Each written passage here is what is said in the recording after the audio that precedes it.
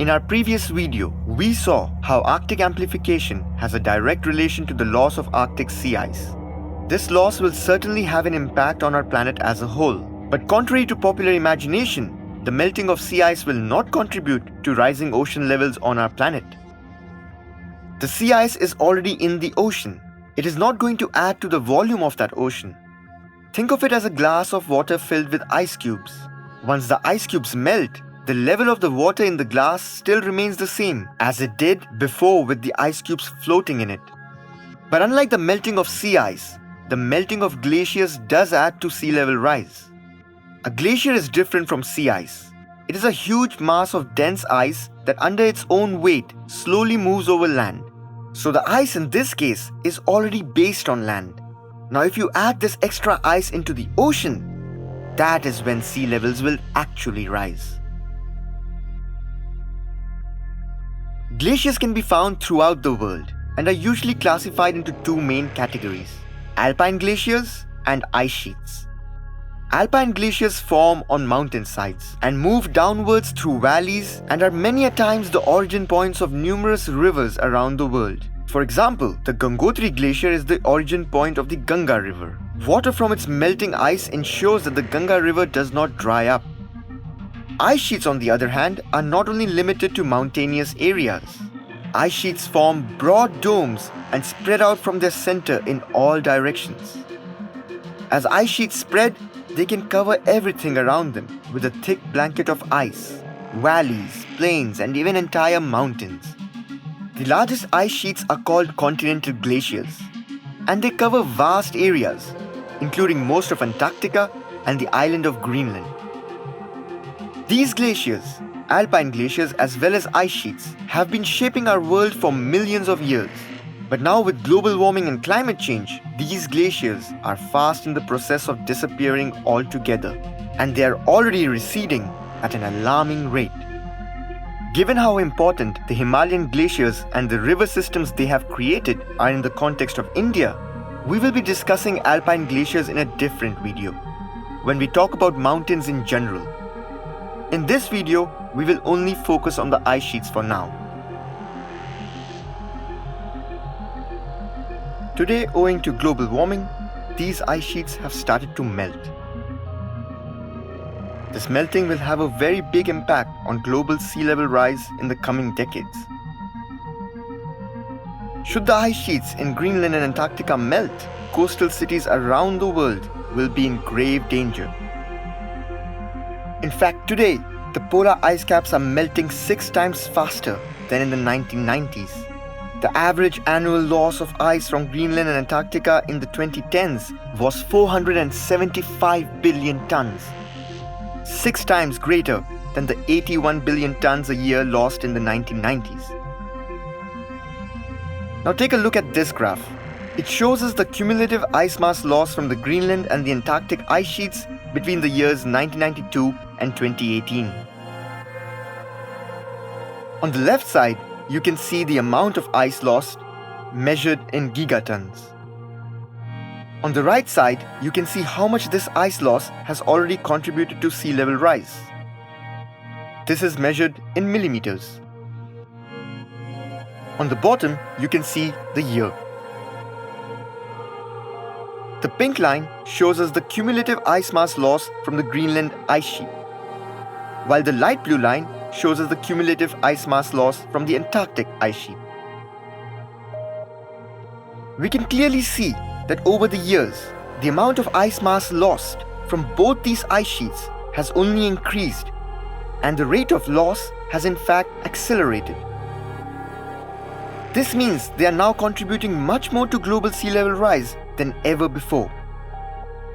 In total, the two ice caps lost 6.4 trillion tons of ice between the years 1992 and 2017. And do note that the melting of the ice sheets in Greenland was responsible for 60% of this figure. Considering these accelerated rates of melting of the polar ice sheets, along with other factors that contribute to sea level rise, scientists are now predicting that sea levels will rise by at least 70 centimeters by 2100. Some are even predicting a sea level rise of up to 1 meter. Such rates of rise will put at least 400 million people at risk of flooding every year by the year 2100. So it's clear that global warming is leading to an increased amount of melting of the ice sheets in the Arctic as well as in the Antarctic. But what is causing this increased amount of melting? This melting at an accelerated pace? To understand why this is the case, we have to look at this process of melting itself. Mainly when it comes to the polar ice sheets, there are two kinds of melting processes involved. The first kind of melting is related to the surface of the ice sheet itself.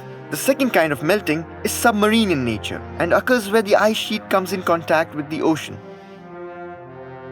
In the Arctic, we are witnessing both these kinds of melting, while in the Antarctic, it is mostly melting of the second kind.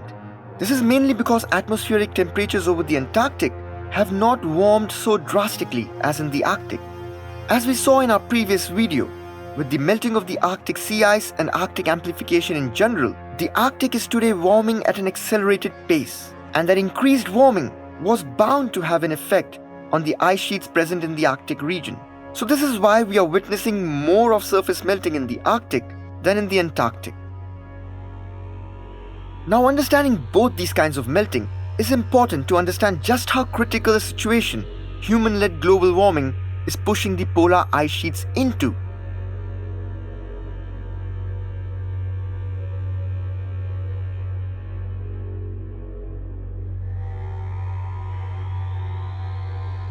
In the case of surface melting, it is the warmer atmosphere above the ice sheets that plays a central role in the melting process. This is pretty straightforward. Warmer atmospheric temperatures are obviously bound to lead to more melting of the ice sheets. What happens is that as the ice melts, water trickles down into the ice sheets through the cracks and crevices in the ice. This meltwater eventually forms vast rivers and lakes under the ice. All over Greenland, meltwater collects beneath the ice, gradually carving out an intricate network of passageways. Now naturally, this meltwater increases as ice melts in the summer and decreases as water refreezes in the winter. In the early summer, the sudden influx of water overwhelms this drainage system below the glaciers. This causes the water pressure to increase and the ice to lift off its bed and flow faster.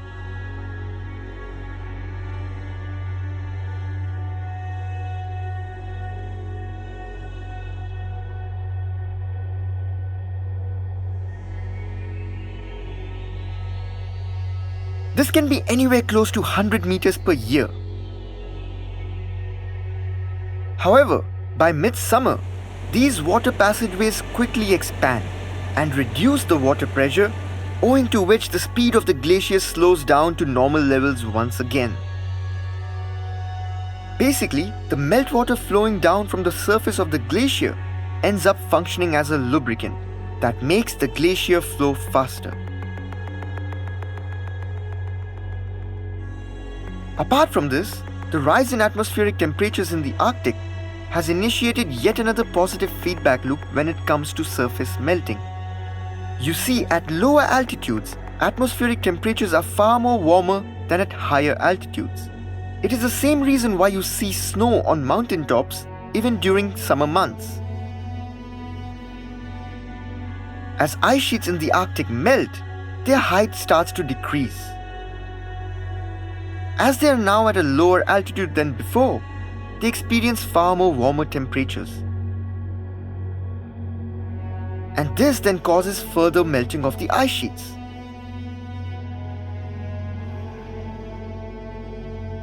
And now you can see the interconnectedness of all this. More surface melt as the height of the ice decreases will only lead to more water trickling down to the bottom of the glacier, thus further speeding up the flow of the glacier itself. And where will these glaciers end up as they flow? Well, in the case of the Arctic and the Antarctic, on the coast, next to the ocean. And that is where the second kind of melting comes into play. This melting is submarine in nature. Such melting is seen in all the glaciers that dot the coastlines of many regions in the Arctic as well as in the Antarctic. These glaciers that terminate in the sea are called tidewater glaciers. And most of the melting action in their case actually happens beneath the water line.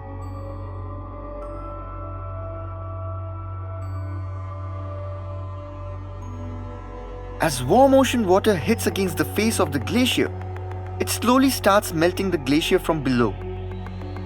This causes the upper portion of the glacier to eventually become very unstable. Soon this unstable portion of the glacier breaks off from the main glacier body and falls into the ocean. We call this process calving. And this is also how icebergs are formed.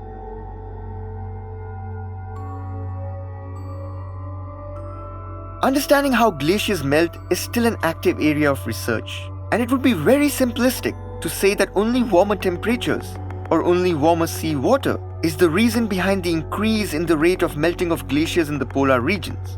For example, when it comes to these coastal tidewater glaciers, new research suggests that in reality, it's a conjunction of both surface melting as well as submarine melting that is causing tidewater glaciers to melt at an accelerated pace in the Arctic as well as in the Antarctic. So once again, as we discussed earlier, meltwater on the glacier's surface trickles down through cracks in the ice, creating a stream beneath the glacier that lubricates its flow over land. Now in the case of tidewater glaciers, that stream of water ultimately ends up spilling into the ocean. But it does so with so much pressure that it creates a kind of turbulence in the ocean that stirs up the salty, comparatively warm seawater and pushes it up the glacier's face, causing the ice to melt faster and ultimately calve.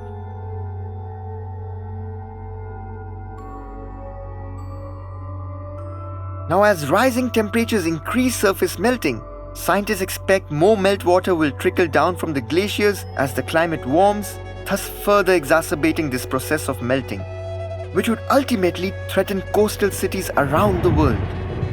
Melting of such coastal glaciers is far more worrisome than glaciers that are more inland. Outlet glaciers along the coast are already flowing out into the sea with rates as high as 10 kilometers per year.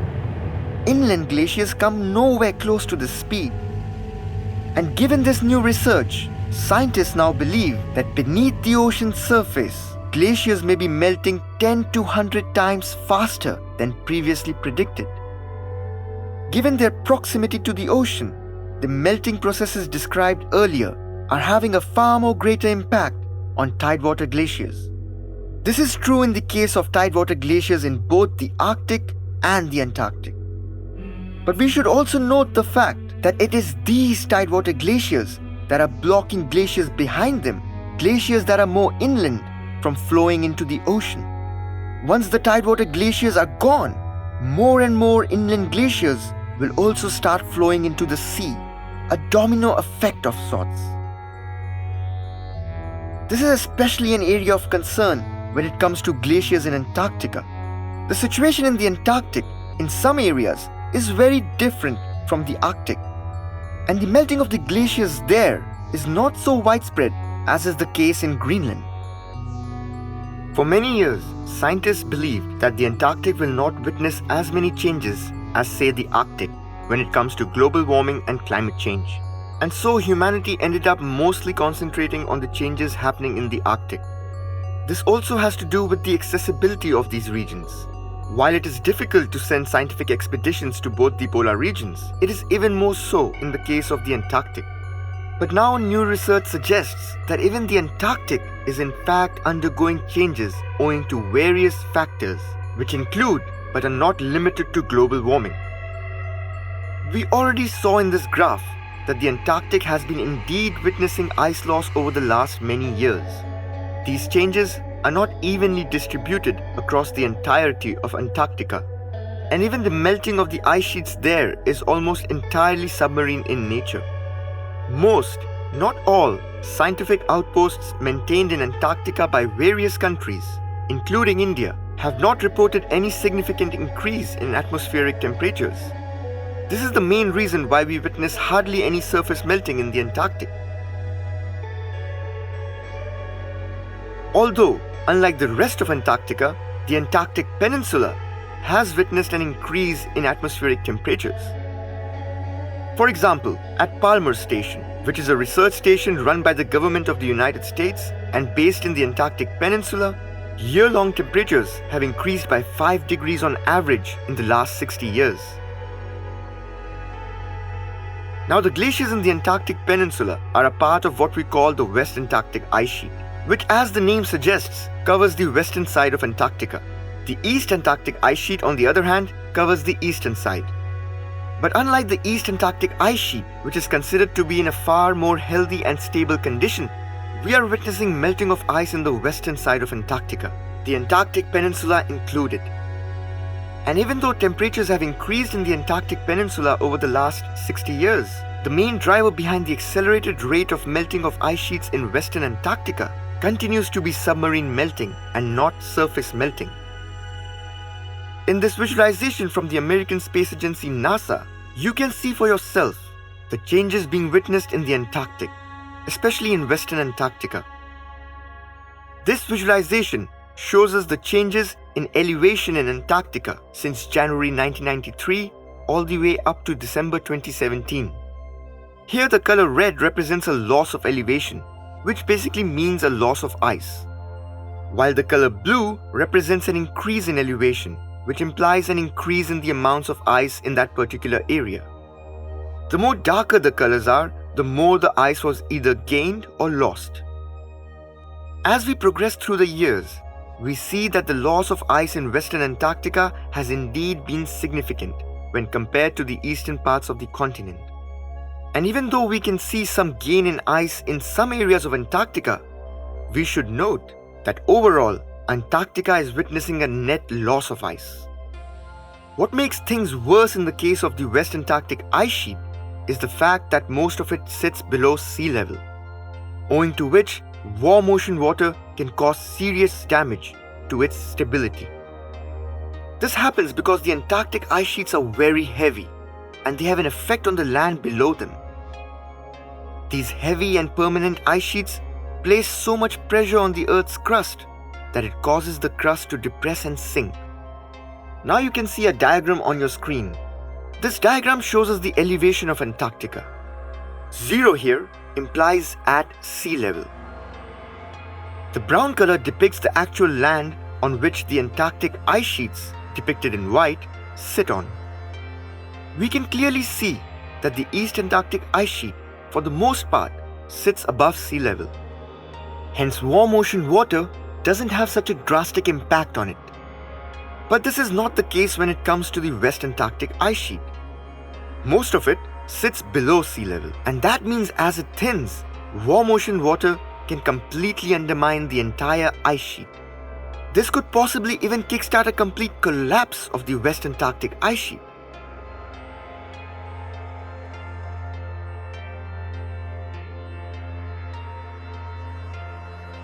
Originally, we had expected the West Antarctic ice sheet to remain stable for thousands of years.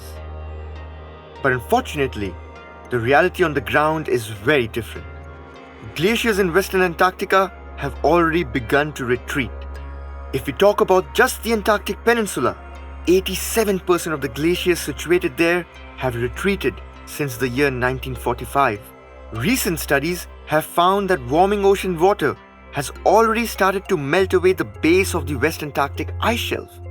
And this warming ocean water, which is melting the West Antarctic ice shelf, has been linked to global warming, as well as the depletion of the ozone layer. You might have heard about the hole in the ozone layer, another environmental catastrophe that has resulted from human activities.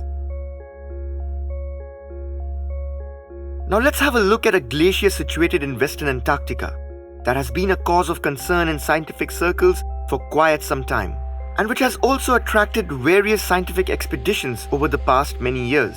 It can help us get an idea of the changes being witnessed in the Antarctic. This is the Thwaites Glacier. It is one of the glaciers in West Antarctica that is considered most at risk of collapse within the next 100 years or so. This glacier is the size of Karnataka, and it is considered to have contributed about 4% of total sea level rise since the beginning of the industrial era. That is just one glacier. It gives you an idea of just how big the Thwaites Glacier really is. It holds enough ice to raise global sea levels by 2 feet or 65 centimeters. It also backstops neighboring glaciers that would raise sea levels an additional 8 feet or 2.4 meters if all that ice were lost. In a 2014 joint study carried out by the University of California, Irvine and US Space Agency NASA's Jet Propulsion Laboratory, researchers found worrying signs that the Thwaites Glacier is melting faster than they had originally thought. Subsequent studies have only confirmed what they had found, that ocean water is flowing and melting the glacier from below at an accelerated rate. Owing to this, the grounding line of the Thwaites Glacier has been continuously receding over the last few decades. The grounding line of a glacier is where a glacier rests on the bedrock. In the case of the Thwaites Glacier, this grounding line has moved 14 kilometers since the year 1992. In fact, just in January 2019, scientists had found a massive cavity below the Thwaites Glacier. A cavity approximately 40 square kilometers wide and 300 meters tall. A cavity that scientists believe only started forming recently, sometime after the year 2015. This makes things all the more worse when it comes to the future of the Thwaites Glacier, and it just shows us how global warming is having an impact on the West Antarctic ice sheet, with things becoming worse as the years go by. And it's not just the Thwaites Glacier that is seeing such rapid melting. Other glaciers in the vicinity of the Thwaites Glacier are also witnessing rapid changes. In fact, around 280 kilometers from the Thwaites Glacier lies the Pine Island Glacier, which is undergoing far more rapid changes than even the Thwaites Glacier itself. You can get a better idea of just how rapidly the Pine Island Glacier has been declining through this visualization that has been published by the American Space Agency NASA. It depicts the flow of ice in this region of Western Antarctica. The color red here depicts a faster flow of ice, while the color blue depicts a far slower flow. Notice how in recent years, the ice flow from the Pine Island Glacier has drastically increased, and how the Pine Island Glacier is melting far more rapidly when compared to the Thwaites Glacier. So it is now clear to us that the West Antarctic ice sheet is becoming more and more unstable with every passing year. The Thwaites Glacier in itself is an important test case because it is viewed as a linchpin for the stability of the rest of the West Antarctic ice sheet. Many scientists fear that once the Thwaites Glacier melts, the rest of the West Antarctic ice sheet will also begin to collapse. The disappearance of the Thwaites Glacier would undermine the entire glacial system, exposing many more miles of glaciers to the warming ocean water. However, we are still not certain how long the West Antarctic ice sheet might take to melt, with scientists estimating that this could take anywhere between 100 to 1,000 years. And this all depends on what actions we humans take to mitigate against climate change, actions we take today. Should we fail to act in the present, should we fail to control our widespread use of fossil fuels, we will only unleash a terrible future for all life on Earth in the coming years. If these ice sheets collapse, the resulting sea level rise will inundate countless coastal cities, towns, and villages, as well as entire coastlines throughout our planet. Our coastal cities and towns, our civilization, our very existence, all of it is on the line. The only question is, are we willing to see?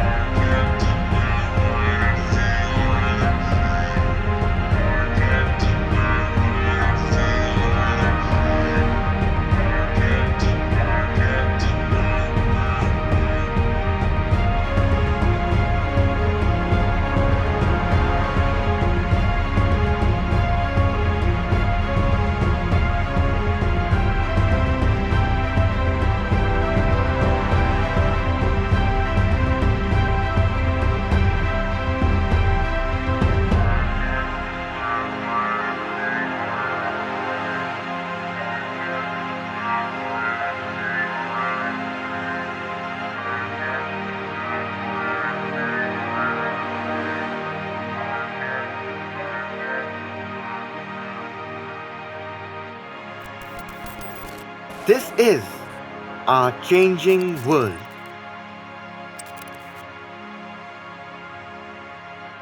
We shall soon return with our next video. Please don't forget to subscribe to our channel.